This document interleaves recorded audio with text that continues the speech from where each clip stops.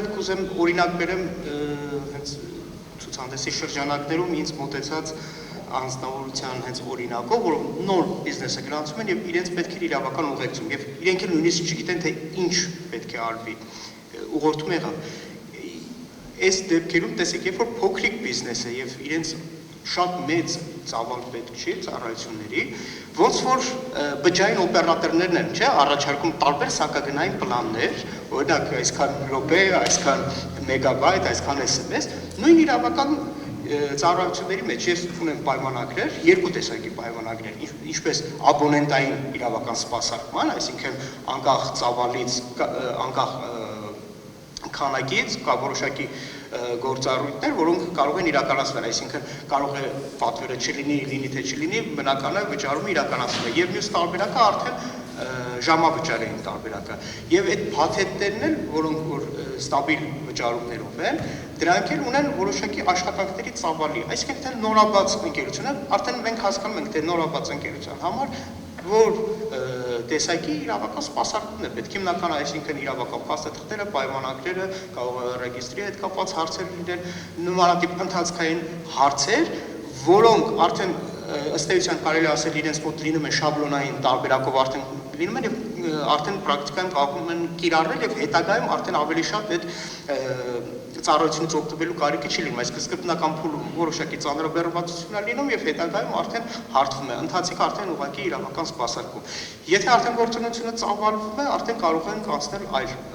փաթեթներին կամ մյուս տարբերակ երբ որ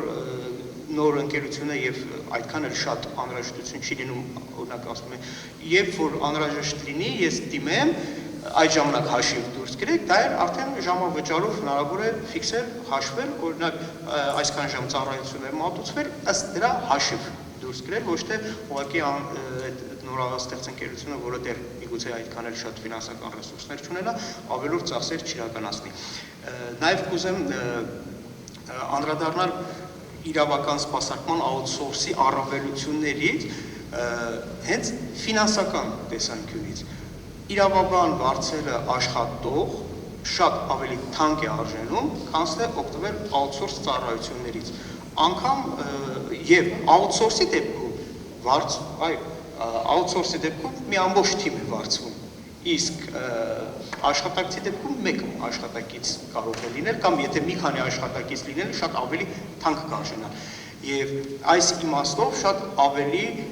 ձեռնտու է նորաստեղծ ընկերություններին նաև օգտվել հենց outsource տարբերակներից,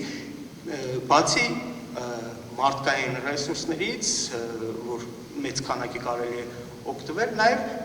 կարող է լինել շենքային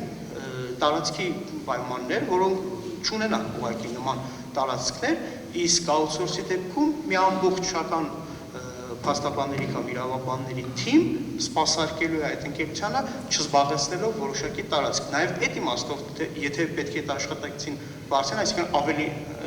մեծ տարածք է պետք լինելու, ավելի վարձակալության գումարները ավելի շատ, այսինքն նաև ֆինանսական տեսանկյունից շատ ավելի ձեռնտու է։ Եվ բայց պրակտիկայում մեր ազգի մենտալիտետը այնպես է, որ լինում է ցավը, նոր դիմում ենք բժշկի։ Նույն իրավաբանության մեջ է։ Լինում է խնդիրը, նոր դիմում են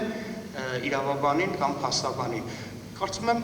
փաստաբանը ոչ միայն այն պահին պետք է լինի, երբ որ արդեն կա խնդիրը, այլ պետք է լինի